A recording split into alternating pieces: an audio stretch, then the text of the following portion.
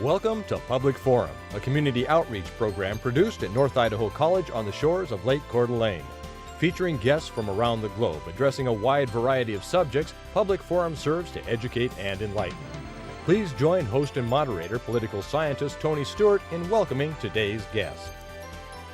I welcome you to part 2 of our special series titled Celebrating Humor and Music, which was a 5-day symposium at North Idaho College, and that series was done in what is called the Chautauqua format, and we have very special people that portray famous people in history. On today's program, we're going to talk about and invite to the program the 4 major characters in the TV series I Love Lucy. First of all, I welcome to the program in that character, Lucy Ricardo. Ms. Ricardo, welcome to our program. Hello, Tony. And I'm equally pleased to welcome Lucy Ricardo. Welcome to the program. Thank you. I'm so honored to be on television. Oh, you've been on television many times in your career. And then third, I welcome to the program Mr. Fred Mertz. Mr. Mertz, you were one of the 4 major characters, and welcome to the program. Nice to be here today, Mr. Stewart. And finally, Ethel Mertz, the other main character in this process, and welcome to the program. Thank you for inviting me. Now, I will start with the person who the show's named after, Lucy. I Love Lucy. Ms. Ricardo, give us some examples of life with Lucy Ricardo. Well, I think it's a little difficult at times because Ricky doesn't see that I have talent, and I want to be part of his act all the time. And I struggle. I love that we have a son together. He's a wonderful boy. But I really want to be in show business, and Ricky does not support me. But you have prevailed with I Love Lucy in your lifetime. You know, it's past your lifetime, and we're inviting you back, or actually into the future in 2007. And I Love Lucy was a tremendous hit. And then after that show, you did a second show when you played an assistant to a banker. So you certainly were successful. Well, that's true. In fact, you were called the Queen of Comedy. I've been called the Queen of B movies and the Queen of Comedy. I'm very honored by that title. I'm honored that so many respected comedians consider me the Queen of anything. I seek to hone my craft and become the very best that I can, and I work very hard at it. And I take it very seriously, even if it is comedy. Now, you and Mr. Ricardo produced your own company, and it's been very successful. So, Ms. Ricardo, would you disagree with your spouse? She was very successful, and you had this very successful company together. Would you like to respond to her charge that you didn't want her in the field of acting? Well, in the show, we know that that she was always trying to get into my act. But, you know, as a character, she really showed that that she could get her way one way or another. It might not always work out right, but off screen, boy, Lucy was driven, focused, and probably one of the hardest working actresses I've ever met. Well, that's a touching moment. Now, we want to talk with Fred and Ethel. And Ethel, you were with Lucy a lot. Yes. And as I watched the episodes, usually it was Lucy's idea to do something, and you had real questions about doing it, but she always talked you into it, and the results were not always very good. Well, and that's very true. One of her big lines is, "Ethel, I have an idea." And off we go. And generally, she did get her own way. I would often balk. I thought some of her ideas were pretty silly. But usually you gave in. Yes, I always gave in. She was paying the bills, where I got my paycheck from. So, yes, I gave in. We did have fun. We bantered back and forth. We honed our comedic skills, and I learned a lot from Lucy. Would you like to give an example? There are so many episodes, and after your time, and all of you are no longer with us in 2007, but the show is being aired all over the world, and young people today know as much about I Love Lucy's show as those who saw it originally. Could you give us an example of one of the times that Lucy talked you into doing something that was one of the greatest disasters that you wish you had not done? Oh my goodness. I have to say probably Candy Factory. I think that was, the whole thing was Lucy's idea. She said, you know, we just need to get out and the guys need to stay home and they need to be the cooks and the cleaners, and we need to get out and bring home the bacon. And I thought, oh, what a horrible idea. Just disgusting. So we went off and you saw the result. We were in this candy factory. Neither one of us had any skills. And yet Lucy insisted that we continue down this road. And the end result was we got fired by the end of the day. Well, the candy was just going everywhere. It was everywhere. And there were tissue papers everywhere. And, we were a disaster. So you went back home to... We did. And the flip side of that whole story is that our gentlemen, our husbands, didn't do any better than we did. Well, they had quite a disaster at home. Very large disaster. Not too bad. Well, Mr. Mertz, Fred Mertz, you certainly had a reputation on the show of, excuse the language, but you were a tightwad. You were the landlord for the Ricardos and all, but you apparently, and with Ethel too, you just apparently did not like to give up money, and so would you like to address that issue? Well, I think that I was as generous as I could be under the circumstances. Money doesn't grow on trees at all, and you have to watch every cent in any economy, in any household. You have to be as frugal as you can possibly be. And I certainly counted every penny. There's no question about that, and I was going to continue to do that for as long as I could. Did you think Ethel tried to spend too much money? Well, I think she did. I think all women tend to do that, don't you? I think that women. Well, I'm not going there, Mr. Mertz, with you. Not at all. Did you see the clothes he made me wear? Yeah. Frumpy old things. Yes.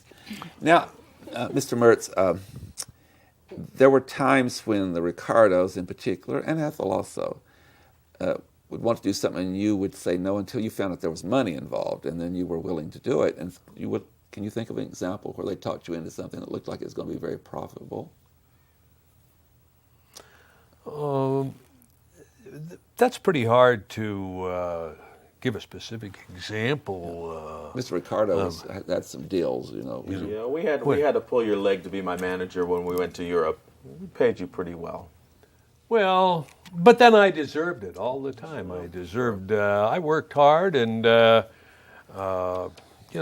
think we capitalized on my skill and my wit, and so anything I deserved every cent.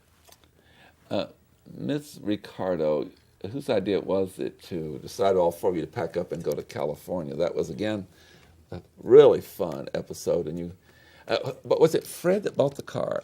Who was it purchased the car? I'm pretty sure it was Fred. And it started, yes. I remember seeing all of you pack up, and, well, first you had too many things to get in one car. And parts of the car just started falling apart. Mr. Ricardo, did you never get there, did you? I paid half for the car. So it was half my money. Thanks, Fred. Yeah.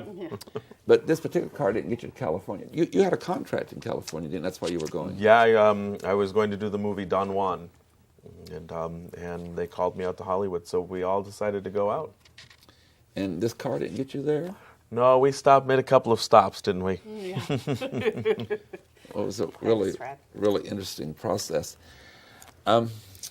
Ms. Ricardo, you were always leading these, and your husband said you were interfering with his business and all. And tell us another episode that you have where it was really turned out to be disastrous when you thought it was going to be very helpful. Well, I kind of resent the comment that I interfered in Ricky's career. I think I've always supported him. But I do recall that we decided to, or I may have decided to go into the egg business, and that didn't exactly turn out well. It was a little bit of a scrambled mess. Mr. Ricardo, you came from Cuba. Mm-hmm. Music was your love. Yes. Share with us some about how you did with your band, and then of course you got in the very successful television show, and how you met Lucy Ricardo. Well, I started out in Miami. I was a guitar player and a lowly percussionist in some of Miami's hottest bands. I moved to New York and got a job with Xavier Cugat, who is probably known next to me as maybe one of the better known Latin jazz band leaders. And from there, I formed my own band and did a Broadway show called Too Many Girls. And when they sent me to Hollywood to do the movie, Lucy was in the movie. And we fell in love. And from there came a marriage, and then this one of the most famous television shows, and it's been running ever since the 50s. And Absolutely. It is extremely, extremely popular, and continues to be because it was just so creatively done and meant so much. Mr. Mertz, you started in vaudeville, I believe, and I did, right. You have a story to tell about some musical, a song and all, and you're claiming the original idea of this. Would you share that with us? Well, I was the person who introduced that song, Mammy. And I kind of made it famous, really. Was a nice song, kind of sad, but it had a lot of meaning. And I think I really made the song popular. But then along came this guy, Al Jolson, and he picked up the song and made it into a big act and became more and more popular. And it was his Mammy then that people loved and people supported. And so you have to give him credit for it. He got the job done, and I didn't. But I introduced Mammy. But that wasn't, as Fred Mertz, as we should indicate, it was prior to the I Love Lucy show. Is that right? Oh, it was a long time before I Love Lucy show. You know, it way back in the 1920s, early 20s, yeah. Now, Miss Mertz, again, and episode after episode, you tended to be always in the scenes with Mrs. Ricardo, and oftentimes Fred and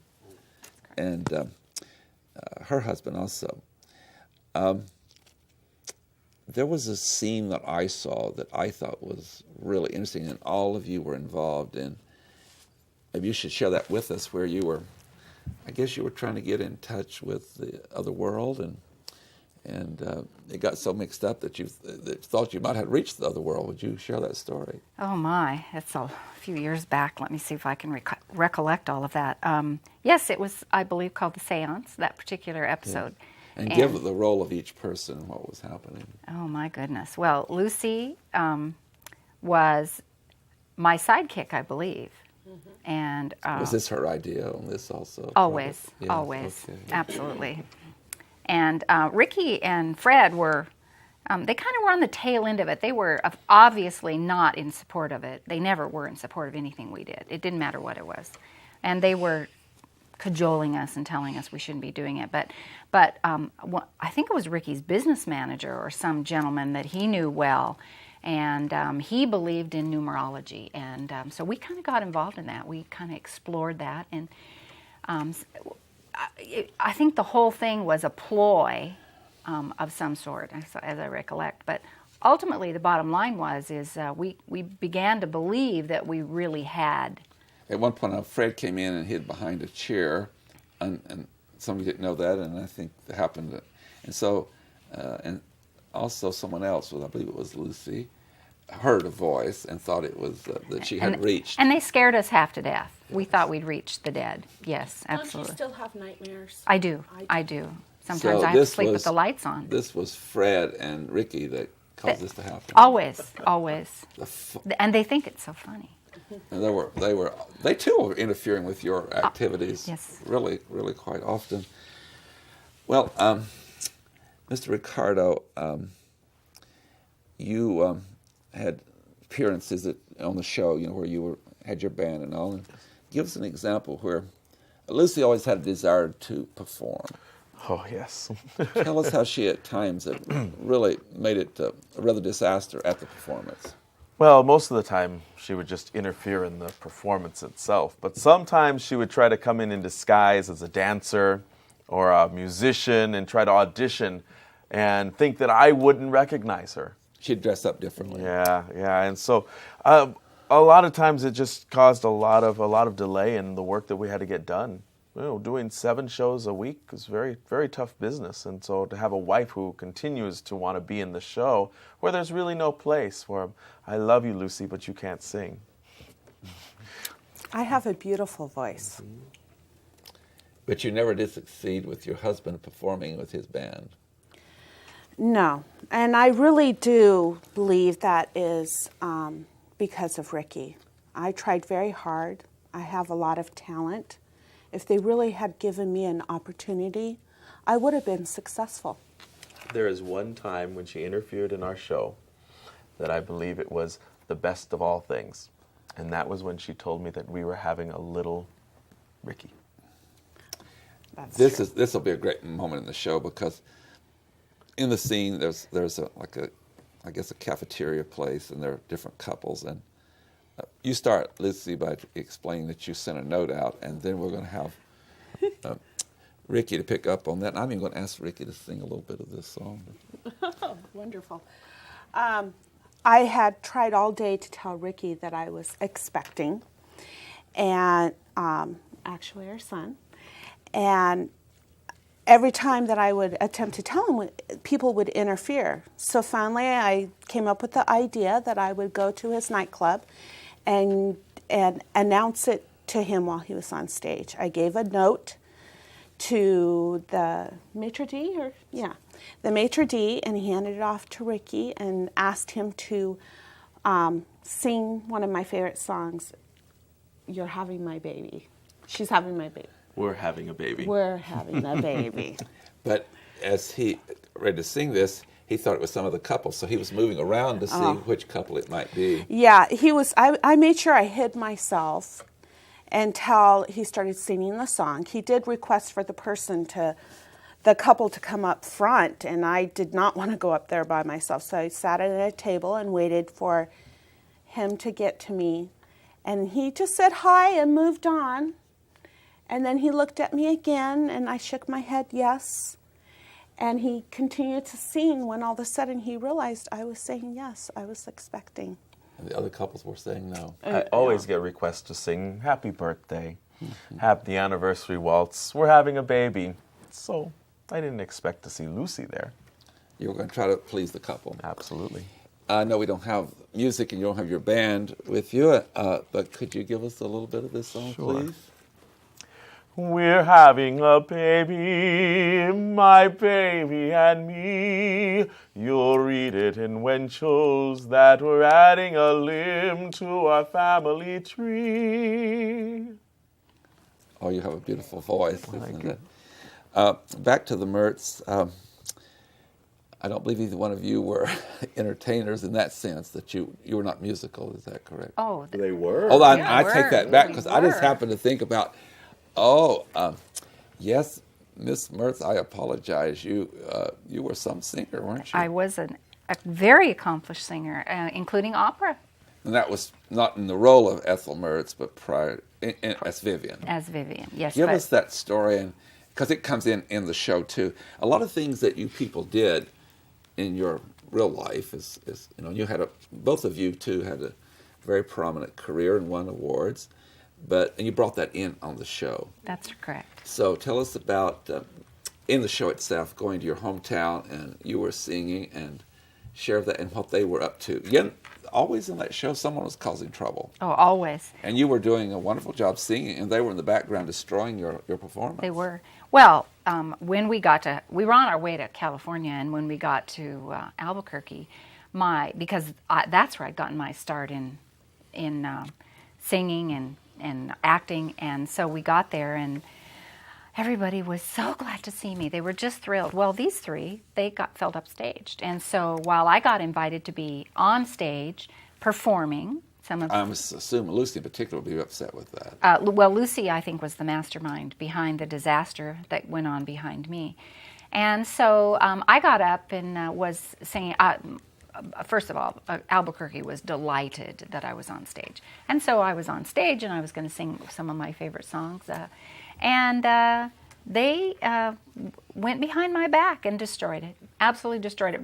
Fred brought trees back and forth across. Small, and then it got larger. Got larger and larger and larger. And Ricky, your back was turning, so he's back there behind doing that. I didn't know until the very end, really, quite honestly, until what they were doing. And Ricky had his underwear out on the stage.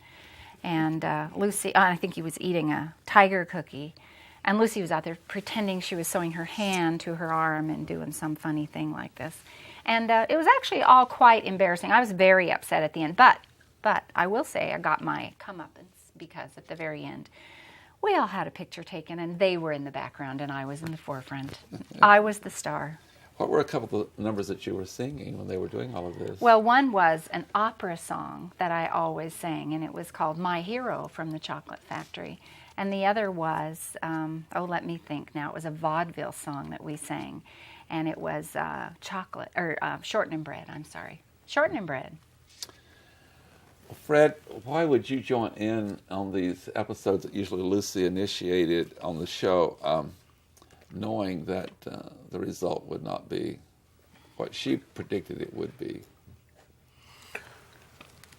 Well, we had to keep a good balance all the time, and I didn't. I wanted to make sure that Ethel was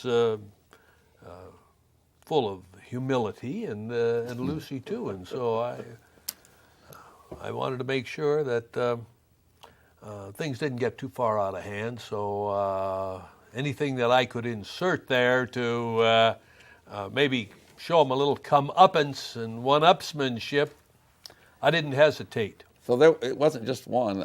Different ones were interfering with what others had planned in these episodes. So no one was innocent, I would think. Lucy, one time and this was before the trip to California, I believe you faked a telegram or message to Ricky that he was going, and do you remember that episode? Or Ricky, when you came in, you were so excited, but Well, to have the opportunity to go to California and Hollywood and be in a movie is a chance of a lifetime. And so when I did my screen test and I was waiting for my agent to let me know either yes, I was going to California or no, I wasn't, I was on pins and needles. You can imagine the nervousness and the anticipation and the anxiety it caused. I couldn't sleep at night. Well, I was having trouble staying awake because I would fall asleep in rehearsal, and Lucy was excited. I know she wanted to go to California very badly.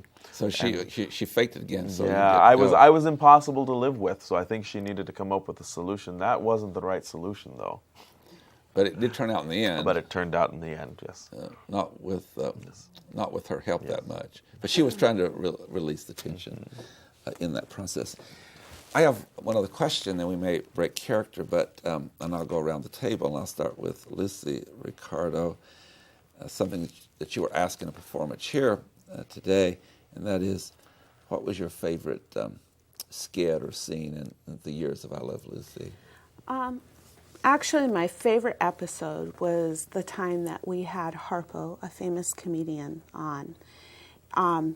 The timing in that particular show was amazing. We mimicked each other's. It was a mirror image, and we mimicked each other perfectly.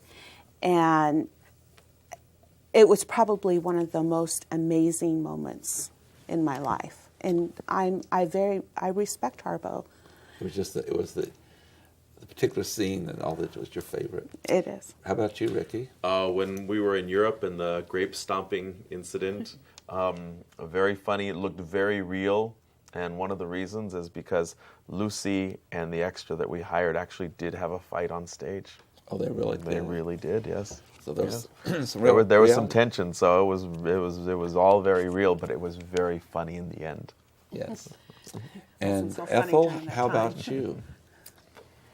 Well, I think because I was second banana to Lucy always, no matter what show it was. I was always second banana. And we worked really hard to kind of outdo the other. I think my favorite was Ethel as the star, because I got to be the star for once. And probably the only time on the show ever. I think it was, yes, actually. And, you know, I didn't have to wear frumpy house coats and all of that sort of thing that always made me look dumpy and frumpy. So I really enjoyed that. Plus, it harkened back to my younger years when I'd gotten my start in you know, singing and dancing, and was a very fun time for me. I really enjoyed that one. And how about you, Fred? Well, I think I enjoyed the Candy Factory skit, the cooking episodes that Ricky and I had to do together. Demanded a lot of talent, and I know it did for Lucy and Ethel too. And then I also think the episode with Ethel being the star, because it demanded a tremendous amount of technique and timing, getting everything back and forth across the stage. And I appreciated things like that. Timing is everything in acting, and I appreciated having to get the timing down a little bit better. Now we're going to break character and who you really are. We don't have about a minute left. And first of all, we introduce Karen Tennyson. And Karen, tell everyone what you do. I actually work at North Idaho College as a senior administrative assistant at North Idaho College, and I'm executive assistant to Tony Stewart for the Popcorn Forum, this very thing that we're doing. Thank you. And Ken Palo? You're retired now? I'm a retired teacher, yes. Yes. And next, I guess we go to Max Mendez. Yes, I'm the Director of Choirs and Vocal Activities here at North Idaho College. And last is Tamara. Tamara, you tell us, Polstra, who you are. I actually have 3 jobs. I work as a coordinator for a political organization. I am an assistant for a financial advisor, and I also work for the school district. And a graduate, former student at North Idaho College. I am very honored. Ladies and gentlemen, with this we bring to conclusion part 2 of our series on celebrating humor in music, and we're using a Chautauqua format that's very popular with you, and we bring people to do characters, and we know that they study a lot about those individuals before they do them on this symposium we have and on this TV show. Please be with us again next week at the same time. We'll continue this series. Until then, please have a good week. I am Tony Stewart. Recorded on the campus of North Idaho College, Public Forum is the longest-running in-house college production on PBS. Each episode is pre-recorded live and is an educational outreach from North Idaho College. Please join us at this same time next week for another edition of Public Forum on this public television station.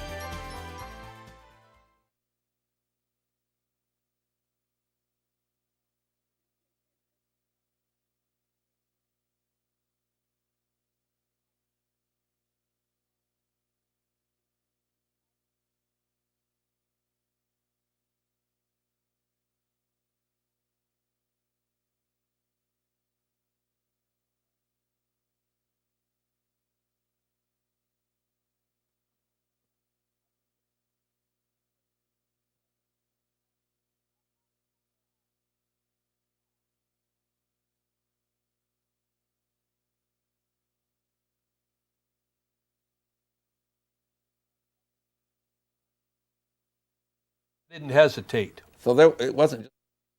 And Lucy was excited, I know.